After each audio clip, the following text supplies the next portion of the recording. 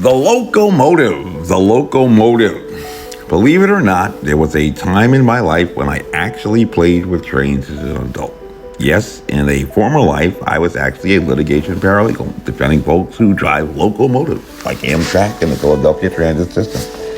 And generally, when the railroad company is in court, it is because somebody had a pretty bad accident. Playing on railroad tracks, sticking their heads out of windows, falling on the tracks, or blowing signals at railroad crossings, living dangerously. And of course, when plaintiffs are suing the folks with the locomotives, they are going to come to court to argue that their injuries were caused by the negligence of the guy with the locomotive, or a failure to observe a duty of care owed to them. And the usual defense to such a claim is, more likely than not, what is called assumption of risk. Nobody told you to play on the railroad tracks, stand too close to the edge of the platform, or stick your head out the window of a moving train. And that was it was reasonably foreseeable that your negligent conduct contributed to your injury. And so, bottom line, that is on you. Your body, your choice. Case dismissed. Next case. Hey, life isn't a movie. In the last segment of this series, we took a ride on a train to a series of locomotive classic films and tried to focus on the 1974 $5 million release of Joseph Sargent's The Taking of Pelham 123, but focusing not so much on the storyline or plot, as the film critics say, the performances of timeless character actors like James Broderick, Hector Elizondo, and Doris Walters, the departures from the book, for those who actually read it, the refusal of the New York City Transit Authority to have any association with the film, even though they consented to permit filming, or the delightfully seeming ignorance of Walter Matthau character, who, like a Columbo-style detective, appears to get everything wrong, confusing at least ethnically, from his surprise that Japanese tourists could speak English. He was mistaking an undercover male cop for a woman, or is thinking he is talking on the phone to a white police officer who is actually black. And what New Yorker has a bit of curiosity how Lee Wallace's portrayal of the New York City mayor appeared to prophesy the election of His Honor a few years later, the ineffable cantankerous Ed Koch. No, rather in this runaway locomotive classic, our chief concern was, shall we say, the infrastructure, the frame upon which the work was constructed, the tracks that the locomotive was running on, the bones or skeleton when everything else is taken away. An inoperable dead man switch that was designed to stop the train but somehow failed. It was designed to stop the train in the event that a motorman became disabled. A proactive step to plan for a contingency and redundant systems in place in the event that even that fail-safe failed. And you learned about this contingency planning when you were back in the schoolyard. Engine number 9 going down Chicago line. If the train falls off the track, that's contingency thinking. And this setting, as well as the time of the release for this film, Taking of Pelham 123, is perfect for discussing the runaway locomotive novel Coronavirus, at least coincidentally, because it first appeared on the silver screen in the year, as we said, 1974, which may give you an idea, if you are up on your diplomatic history, as to why we concluded the last film with the teaser about President Nixon's famous trip to China in 1971. What also was going on around that time? I can give you a hint. It also has something to do with the island of Manhattan. Any guesses? Near the Roosevelt Island Ferry. Take a train to Grand Central Station, travel down to First Avenue, maybe stroll down the steps at Dog Hammarskjöld Plaza. Another hint? I used to work as a teller at the Chemical Bank branch at what famous New York landmark? The place where Tammy Duckworth's dad worked. The United Nations, right? Good. And in 1972, the folks at the United Nations decided that all civilized nations should agree to form a treaty and agree to do something about biological warfare, which, as we all know by now, has been around since the days of the Assyrians, the oldest weapons of mass destruction in the world. Yes, it took that long. And that should trigger a bit of curiosity in itself. Why did it take so long? Maybe people like biological warfare.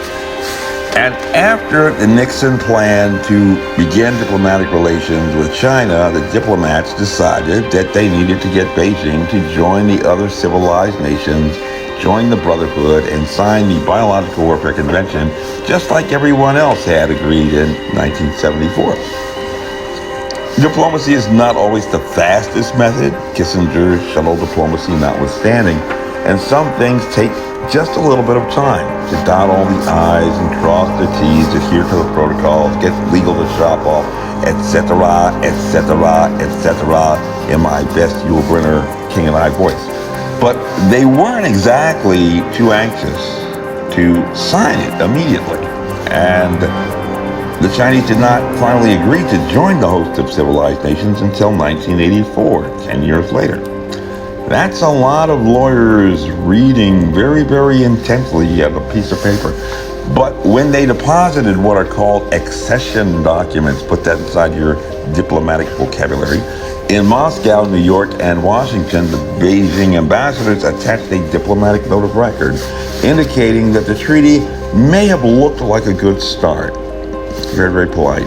Formalizing an agreement between all civilized nations that biological warfare was a bad thing, which may have satisfied their constituents who look only at the surface and form, but not the substance, never get into the details, but took the time to point out also some very large loopholes.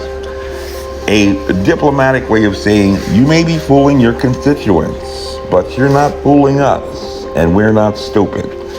And at least they were honest about that. So when it comes to emerging infectious diseases, this source document, the BWC, Biological Weapons Convention, presents a significant problem. And if you have been diligently following our videos, you can tell me why, right? Emerging infectious diseases can be one of two things. We have a little decision tree. Which way do we go? Brand new diseases or biological weapons? And historically, we know, dating back to the Assyrians, biological weapons have always been deployed surreptitiously. Sneaky. So, if you have an agreement that condemns the biological weapons but has no teeth to do anything about them, you're not really going to be able to stop folks from doing that kind of thing in experiments. You can expect biological weapons that might be launched to exploit surprise. Imagine that. And how do you prepare for such a surprise attack? And some have said that the best way to prepare for a surprise is to create military laboratories to prepare for something that is going to be a complete surprise. Does anyone see a problem with that kind of thinking? You're at least preparing for a surprise attack that you would launch, but you have no idea what the guy is going to do who is going to try to surprise you. So what do you have? A whole bunch of potential biological munitions and preparations, only ready if you decide to attack yourself. So we lost the treaty signal flag and the preparations signal flag. And apparently all of the work that science has been doing on human coronaviruses since 1965 did not prepare us at all for SARS in 2003, MERS in 2012 on the Arabian Peninsula, or in Korea in 2015, and Pfizer, Moderna, and Johnson & Johnson had to start all the way from the beginning, reinvent the wheel from scratch with a pneumonia etiology. But that resembled SARS so much that the doctors immediately used that as a template. Suddenly emerged in Wuhan in December 2019. So why did we spend all of that money on virologic institutes, since not even the Chinese, with a lab in Wuhan and a military lab in Yan'an, coincidentally the same location where scientists have located a bat that is a reservoir for coronaviruses that they have successfully cultured in vitro and told us And by a holy coincidence, the same location of a strange bat coronavirus that claimed the lives of 4 miners, they say, in a cave nearby in 2014. Just a little bit of a coincidence. So, failing that fail-safe countermeasure, what is left?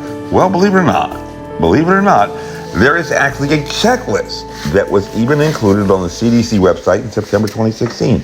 A complete do-it-yourself epidemiology and infectious disease control for dummies course online. That's right, you too can be an epidemiologist and infectious disease control expert or just look like one. And they talk about topics like tracer contact. What? Which apparently some are doing now, but according to the checklist, that is actually a critical priority day 1 task, not day somewhere a year later into the future task. And if anyone forgot that, the World Health Organization actually took the deliberate time and effort in late January 2020 when they issued a declaration of public health emergency of international concern. PHEIC. Write that down for your diplomatic vocabulary. To reiterate to public health authorities around the world like Dr. Fauci, the nation's leading infectious disease control expert who had served every president since Ronald Reagan in 1984 when the Chinese were signing the Biological Weapons Treaty to do what? Test everyone. No. Lockdown. No. Implement social distancing. No. Mandate. No. No masks. Ramp up capabilities to perform trace contacts follow-up. And why does that make sense? Well, if you have an infectious disease, you're radioactive. And so more likely than not, you are going to infect who? People with whom you come in contact, like a Typhoid Mary or Gaten Dugas, the globe-trotting flight attendant vilified as patient zero in the AIDS epidemic, portrayed by Jeffrey Nordling in the 1993 film And the Band Played On. So rather than searching for a needle in a haystack, hey, everybody get tested. Tracer contact is about as close as you can get to a systematic, methodical approach to identifying the incidence and prevalence of infections from an emerging disease in your community. Makes perfect sense, too much sense to me, but even the nation's only physician serving as a state governor, Ralph Northam, thought that it could wait until the summer when he was saying there was going to be a surge of infections. We're going to wait until a whole bunch of people are infected to try to figure out. So our runaway train blew another signal that may have at least helped to slow it down. I believe it's one of the most ghostly manifestations that I have ever seen. Whether it is real or simply conjecture, one of those things that people seeking to find some mystery to fool themselves into believing, but with some other perfectly rational cause is a question that only you can answer with your capacity for reason. Impossible. So was Xeroxing and holography just a few years ago. In fact, so were videotape replays like the one you're watching right now. People have been claiming an existence of God for thousands of years, and maybe one day we will finally know the answers as to how and why and what. What a tremendous gain that would be for science, but what a tragic loss for storytelling. No one knows the day nor the hour when all mysteries shall be revealed, but we'll be watching and we'll be waiting in earnest, incessant, and fervent prayer for the advancement of the kingdom of God. Be sure to join us next time as events evolve with science and faith in a pandemic election that some have claimed is the presidential election of their lifetime. My name is Major Mike Webb. With liberty, honor, and excellence by God, we shall make America great again. Honest. This advertisement was authorized by Mike Webb.